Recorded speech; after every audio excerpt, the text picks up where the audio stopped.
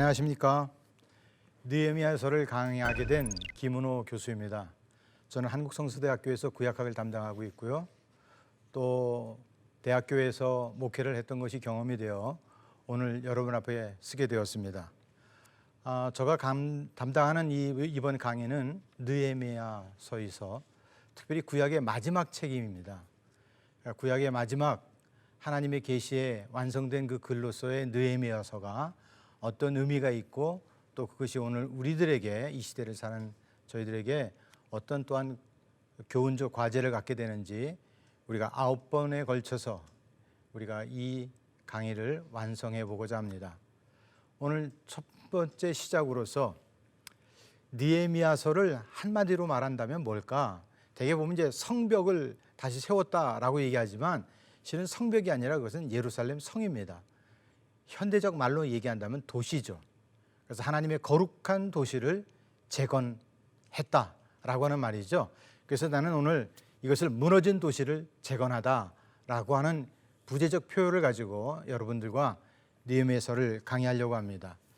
13장의 이 이야기들을 한번 이렇게 크게 나눠보니까 하나의 커다란 단락으로 한 3가지가 나눠지고 그 3가지 중에 오늘 첫 번째 그 큰 단락 속에서 첫 강의는 아무래도 느헤미야의 귀환과 성벽 재건을 위한 준비다라고 하는 이 타이틀 속에서 1장 1절서부터 2장 9절까지 있는 내용을 우리가 한번 시작하고자 합니다.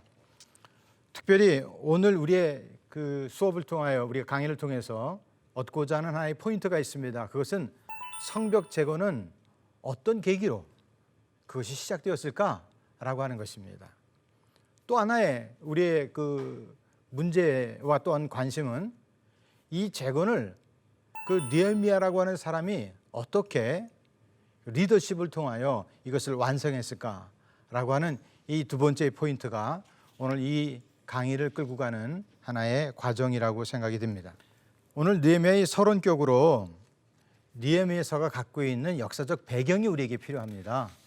그 배경은 무엇보다도 우리 시대보다는 한 2400년 이전의 이야기들이기 때문에 우리의 어떤 문화적 공간과 또 그 시대 때 그들이 했었다고 하는 일들이 굉장히 우리에게 쉽게 와닿지 않습니다.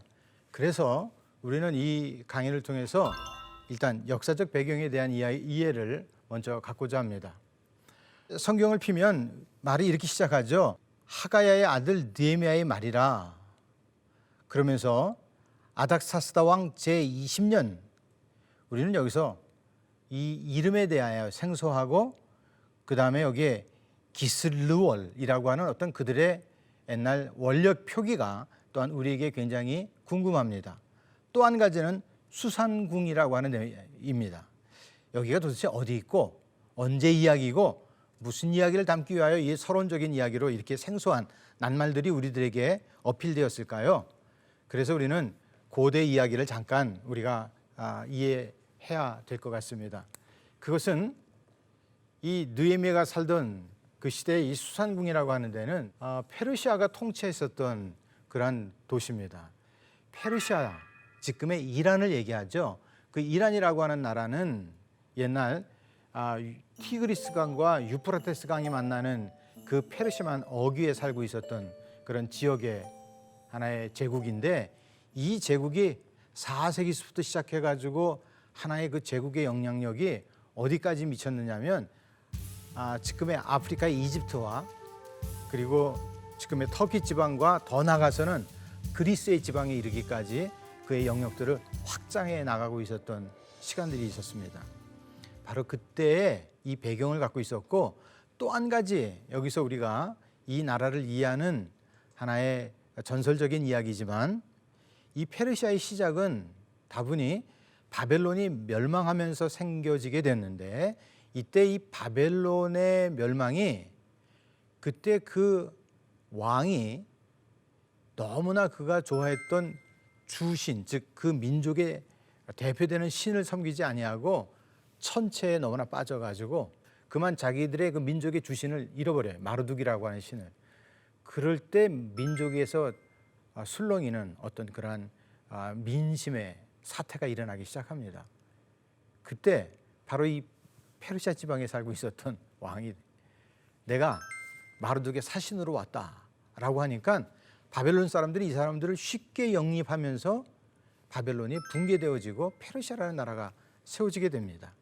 이때 이 페르시아는 정책 중에 하나가 각 고유한 민족의 종교를 우리가 탄압했다가는 혹은 그 민족 종교를 우리가 상실해버리면 이런 민심 사태가 일어나는구나 라고 하는 생각을 가지면서 그때 그 바벨론이 여러 나라에서 끌고 들어왔었던 포로들을 다시 자기의 본국으로 돌려주는 칙령이 나오기 시작합니다. 이때 이 고레스가 이러한 칙령으로 인해 가지고 자기 나라에 들어왔던 많은 사람들의 호의적인 우호적인 어떤 그런 정책들을 펼치게 되죠. 이것으로 말미암아 에스라의 어떤 그런 귀환 운동이라든지 그리고 오늘 느헤미야의 귀환 운동도 같은 역사적 맥락 속에서 있다라고 하는 사실을 우리가 기억해야 됩니다. 또 한 가지는 이 배경 속에 이 에스라서와 느헤미야서가 실은 한 권의 책이라고 해요. 왜 이것이 한 권의 책이냐면 많은 유대인들이 성경을 기록할 때 맨 마지막 장에는 장절과 단어 수를 갖다가 기록을 하면서 이 책의 끝은 이렇게 완성됐습니다라고 하는 표기들을 남기는데 에스라서에는 없고 느헤미야서가 끝난 다음에 한 책이 끝나는 것처럼 표현되어 있기 때문에 이 책은 에스라와 느헤미야를 같이 병행하지 않고서는 이야기가 무척 까다롭다라고 생각이 됩니다. 근데 전 강의 속에서 에스라가 이미 여러분에게 소개되어 있기 때문에 그것을 참고해서 저는 이제 느헤미야서에게만 강조하는 시간을 갖기로 하겠습니다. 오늘 그 역사적 그런 배경 속에서 오늘 그 기원전이 한 445년경이었고요. 이때 느헤미야가 우리의 표현 속에서는 한 형제라고 했지만 7장 2절에 가면 그것이 자기 동생이라고 하는 사실을 알게 됩니다.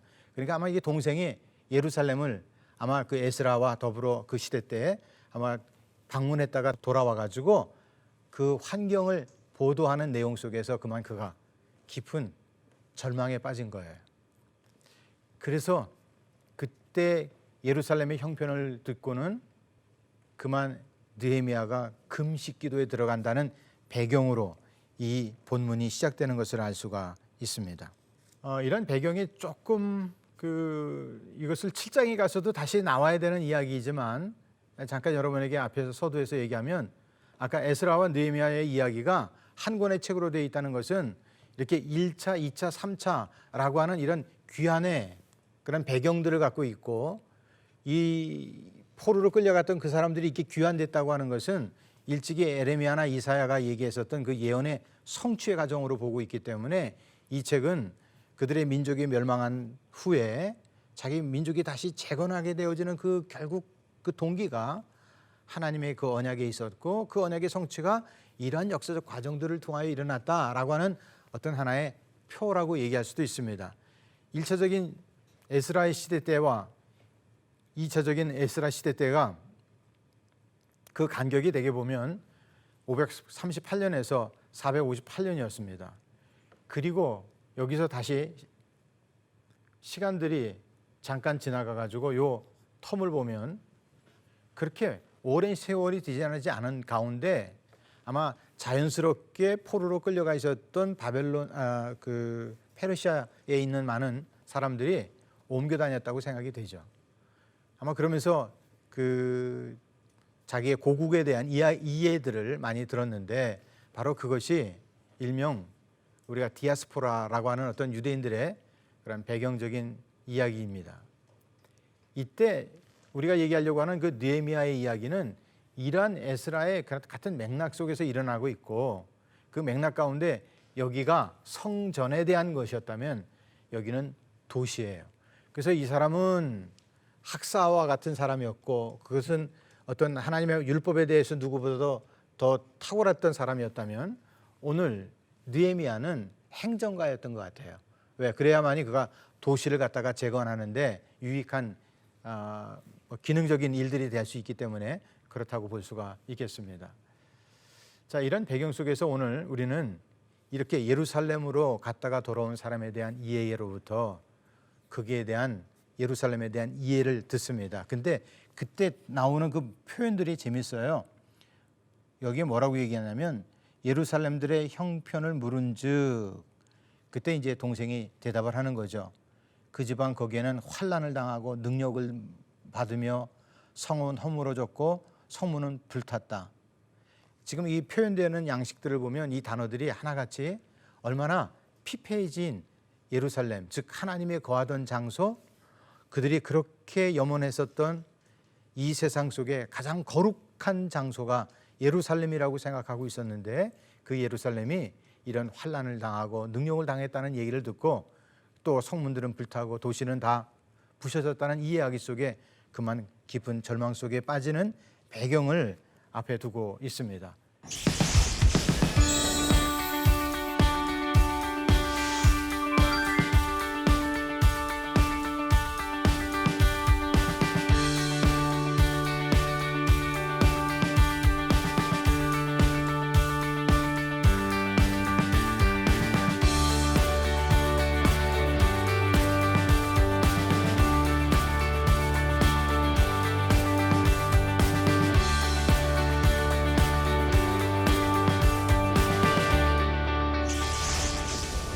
그리고 이 소식에 대하여 이제 느헤미야가 반응을 합니다.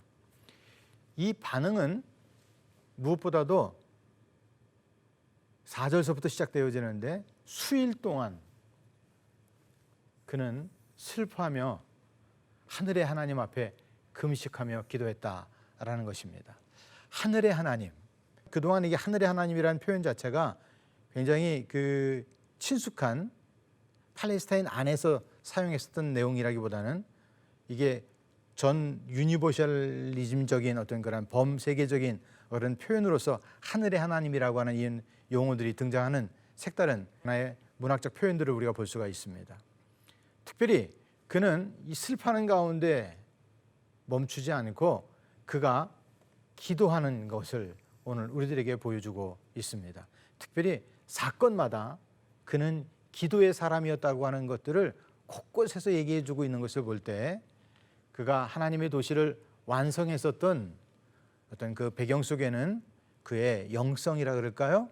신앙의 깊은 내면의 세계를 우리가 간접적으로 엿볼 수가 있습니다.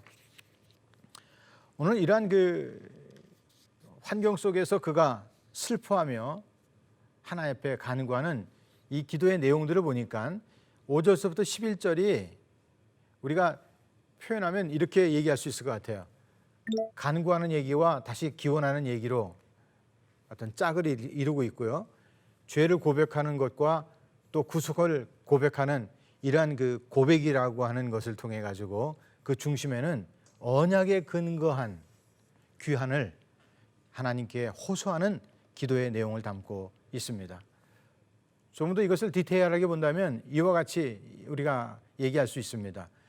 그의 기도 속에 보면 크고 두려우신 하나님이라고 하는 말이 있고, 또 주를 사랑하고 주의 계명을 지키는 자에게 언약을 지켜주시는 하나님, 그리고 우리를 긍휼히 여겨주시는 주여라고 하는 이 문구들을 다시 한번 정리해 보면 크고 두려우신 하나님 하는 그 하나님에 대한 위대하심을 얘기해 주고 있고요.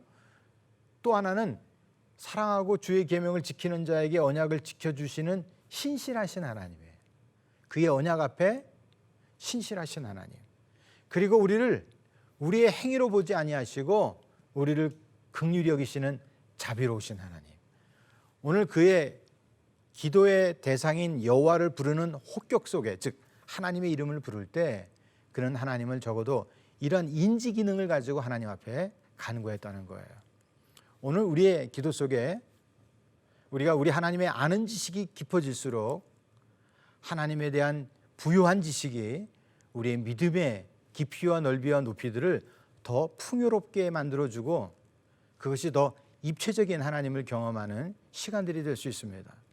무엇보다도 이 느헤미야서는 특별히 그의 모든 이야기의 서막을 바로 그 형편을 그가 직시하고 그에게 들려줬던 그 상황을 그는 하나님 앞에 기도하는 것으로 이 문제를 풀어가는 그러한 위대한 기도의 서신이라고 얘기할 수도 있습니다.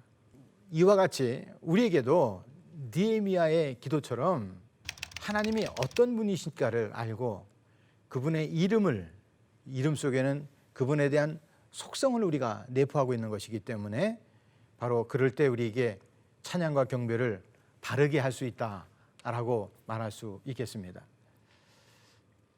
그런데 이 하나님에 대한 인식을 가진 사람이 그 다음에 나타나는 게 뭔지 아십니까? 이런 거예요. 내가 거울 앞에 섰을 때 내가 나를 볼 수 있듯이 하나님을 바르게 인식할 때 내가 하나님의 비춰진 누구인가를 알아요. 여러분, 예수님을 처음 만났던 베드로가 나는 죄인입니다 라고 그가 벗었던 옷을 입고 주 앞에 무릎을 꿇었던 그 장면은 저도 맨 처음에 읽었을 때 굉장히 의아스럽게 생각이 됐어요. 아니, 왜 예수님의 이 기적을 보면서 그는 왜 자기를 죄인이라고 얘기했을까라고 하는 거예요. 여기에 이 우리 신앙의 신비함이 있어요. 하나님을 경험하는 사람, 여호와를 경외하는 사람 앞에 나타나는 자기 인식에는 바로 죄의 고백입니다. 근데 그 죄도 유대 백성의 죄 때문에 바벨론의 포로가 되었다는 이 고백과 또 백성의 죄를 자신의 죄로 여긴다는 거야. 그러니까 그 사람이 잘못됐습니다라고 하는 것이 아니라 그것이 곧 자기의 죄인 양 안타까워했다는 거예요. 느헤미야는 조상의 죄를 자신의 죄라고 고백하고 있다는 것입니다. 성경은 우리의 많은 곳에서 기도에 대한 이야기들을 우리에게 던져주고 있는데 특히 이사야는 뭐라고 얘기하냐면 여호와의 손은 짧아서 구원하지 못함도 아닙니다. 귀가 둔하여 듣지 못함도 아니고 죄악이 우리를 갈라놨다는 겁니다. 그래서 우리가 하나님을 인식하면 할수록 하나님 앞에 비춰진 나의 자신의 모습이 얼마나 죄인이었는가라고 하는 사실을 바울의 고백처럼 나는 죄인 중에 괴수입니다 라고 우리가 고백하게 되는 것이죠. 그러게 이 죄를 인식할 때 하나님 앞에 그 죄를 우리는 토해놓게 됩니다. 마치 메시꺼운 것들이 우리 안을 채웠을 때 그것을 토해놓듯이 하나님 앞에 서 있는 우리의 그 죄악된 모습이 역겨워 죄를 자복하게 됩니다. 이 죄의 자복이 하나님과 우리 사이에 새로운 통로의 길이 열려집니다. 그리고 그 빛이 하나님을 더 인식하게 되어지는 새로운 자리로 서게 될 수 있다는 것입니다. 그래서 성경은 요한 1서 1장 9절에 이렇게 얘기합니다. 만일 우리가 우리의 죄를 자백하면 그는 의로우시고 미쁘사 우리를 모든 죄에서 모든 불의에서 깨끗게 하시겠다고 우리에게 약속하고 있습니다. 그래서 하나님을 경험하는 자들 그리고 그의 존전 앞에 서 있을 때마다 우리가 얼마나 죄인되었던 하나님의 자녀인가라는 사실을 알면서 우리는 기도할 때마다 하나님과 우리 사이에 막혀져 있는 담이 무엇인가를 날마다 깨닫게 되는 것이죠. 우리는 이제 이 기도의 중앙에 이렇게 하나님 앞에 하나님의 이름을 부르고 하나님 앞에 선 자신의 모습을 볼 때 이제 그 기도의 가장 하이라이트를 보게 됩니다. 그것은 뭐냐면 이렇게 하나님 앞에 정결한 모습으로 서게 되었을 때 그가 갖는 것이 뭐냐면 언약을 재현하기는 가운데 문제의 근원을 깨닫고 하나님 앞에 간구하게 됩니다. 어떤 간절한 소망을 갖게 됩니다. 특별히 여기 이제 그 8절과 9절의 내용은 8절은 레위기서나 신명기서가 얘기하는 것처럼 우리가 죄로 말미암아 이렇게 됐구나라고 하는 그런 고백입니다. 그래서 성경 8절에 이렇게 얘기하죠. 모세에게 명령하여 이르시되 만일 너희가 범죄하면 내가 너희를 여러 나라 가운데 흩을 것이다. 자기가 지금 이렇게 흩어져 있는 것이 일찍이 하나님의 그 약속대로 이렇게 이루어지고 있다는 사실을 그가 고백하면서 그 중심에는 하나님 앞에 언약의 파괴가 있었음을 그가 고백하는 것이죠. 더 나아가 9절은 우리에게 이렇게 얘기하죠. 만일 내게로 돌아와 내 계명을 지켜 행하면 너희가 쫓긴 자가 하늘 끝에 있을지라도 내가 거기서부터 그들을 모아 내 이름을 두려고 택한 곳에 돌아오게 하리라. 이것이 신명기에서 얘기했던 내용들을 다시 인용하고 있어요. 그래서 이 기도는 가만히 보니까 뭐냐면 하나님 앞에 정결된 모습으로 섰을 때 하나님의 이야기를 우리가 다시 재인식하게 되어지고 그 하나님의 이야기를 근거로 하나님의 약속을 근거로 우리가 하나님께 부르짖게 되는 거죠. 오늘 그 기도의 중심에는 잃어버렸던 그 하나님의 언약을 다시 상기시키고 그 언약을 근거로 하나님께 지금 부르짖는 시간이 된 것입니다. 지금 그 B다시를 잠깐 다시 우리가 살펴보겠는데요. B다시를 보면 그의 구속의 고백 속에도 마찬가지입니다. 10절에 있는 내용인데요. 이스라엘이 백성이 죄를 지은 상태에 있고 지금 하나님의 징계를 받고 있는 중이고 그럼에도 불구하고 여전히 그들이 하나님의 종이라고 하나님의 백성이라는 사실을 그들이 인식하는 데에는 우리가 언약의 백성이다라고 하는 데 있기 때문에 그렇다는 것입니다. 이런 사실로 느헤미야는 회복의 가능성이 하나님께 있다는 것을 알고 그래서 그는 하나님의 말씀에 근거하여 도움을 지금 청하고 있는 것이었습니다.